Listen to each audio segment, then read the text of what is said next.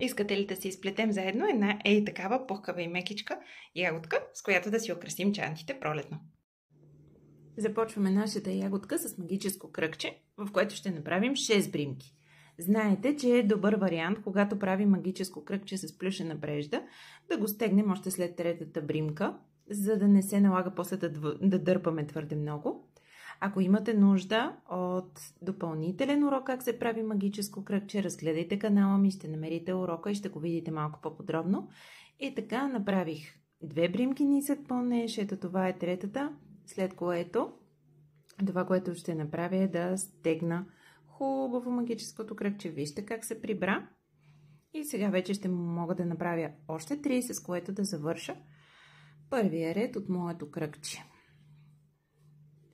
1, 2, 3 и ето го, нашето кръгче е готово в случая с 6 бримки. Следващото, което ще направим, е втория ред, който се състои от надавки във всяка втора бримка.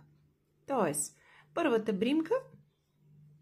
в първата бримка изплитаме един нисък пълнеж, в следващата бримка ще изплетем 2. 1, 2. Така.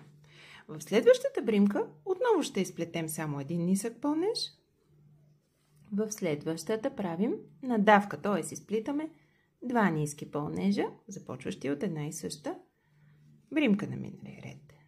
Още един път повтаряме същото, тук един и в следващата бримка правим двечки и по този начин сме готови с нашия втори ред и получаваме с този вид надавка не получаваме точно кръгче, а получаваме конусче, което обаче е перфектно за формата на нашата ягодка.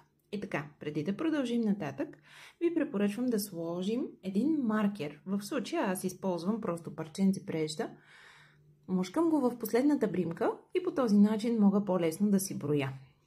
И така, на следващия ред, който ни се пада трети, ще надаваме не във всяка втора, а във всяка трета бримка. Тоест, как изглежда това нещо? Започваме 1, 2, 3, 4. Тоест, третата и четвъртата ги оплитаме заедно в една и съща бримка. Отново имаме един път един нисък пълнеж, втори път нисък пълнеж, третия и четвъртия ги изплитаме заедно в една и съща бримка. И последен път повтаряме. Имаме един нисък пълнеж, втори път нисък пълнеж в следващата бримка и в тази, която ни беше последната от миналия ред, правим 2 ниски пълнежа.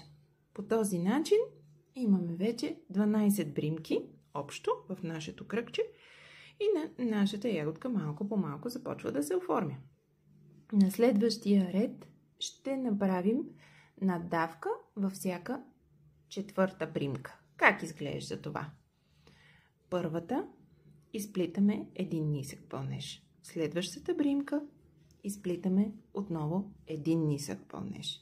В следващата бримка изплитаме отново един нисък пълнеж и в следващата, която ни се пада, изплитаме 2. Ето ги. 1, 2 заедно.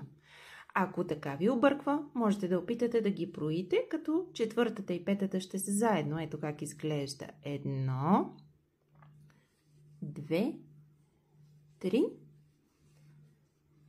4, 5.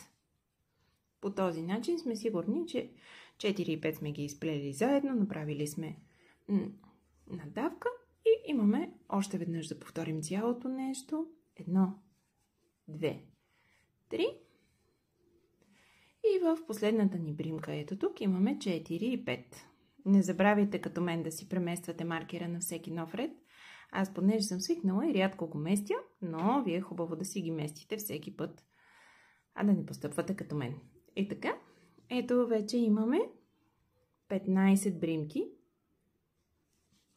и малко по малко виждаме долната част на нашата ягодка. Сега, в следващия ред ще надам на всяка пета бримка, т.е. ще броим до 6, като 5 и 6 ще ги изплитаме заедно. Показвам ви само веднъж и след това ще преминем директно на следващия ред, за да не ви бавя и отекчавам. Имаме 1, 2, 3, 4 и изплитаме 5 и 6 заедно. По този начин довършваме реда.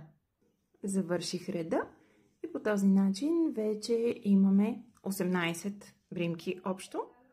Продължаваме следващия ред, като тук ще надаваме във всяка 6-та бримка. Отново показвам само веднъж и останалите два пъти са идентични. Имаме 1, 2, 3,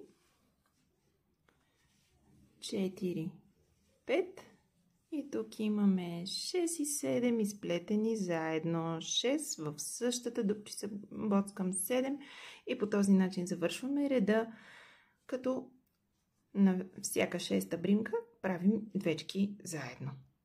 Завършихме и този ред и вече имаме общо 21 бримки в обиколката на нашата ягодка.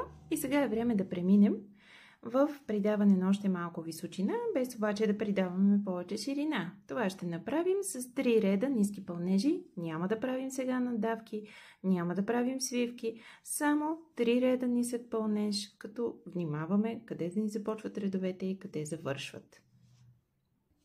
Ето как изглежда нашата ягодка. Сега, когато направих и 3 реда нисък пълнеж, това са 3 реда, в които не правих нито надавки, нито свивки, просто правих по една бримка във всяка бримка от миналия ред. И вече нашата ягодка съвсем добре се оформя. Сега е време да направим един ред свивки, след което ще направим и лицето. Как ще направим тези свивки? Първият ред свивки ще направим само 3 свивки на всяка, т.е. ще изплитаме 6-та и 7-та бримки заедно. Ето как става. Имаме 1, 2,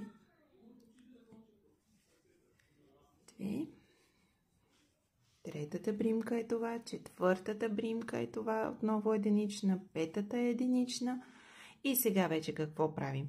Ето, 6-та, хващам, обаче не я доизплитам, хващам и 7-та.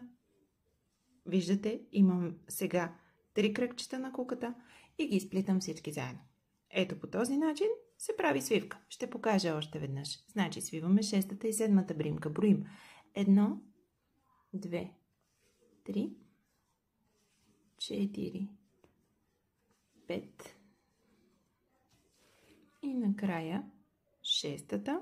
Бодваме, тръгваме да изплитаме на нея, изплитаме, бодваме в 7-та, тръгваме да изплитаме и сега изплитаме всички заедно. Ето по този начин намаляваме броя на бримките си, като придаваме и съответно тази визия на все по-тясно изделие. 1, 2, последен път броим, 3, 4, 5 и имаме отново момент, в който трябва да направим свивка. Виждате бримките, тази ни е последната, тази ни е предпоследната и ще ги изплетем заедно.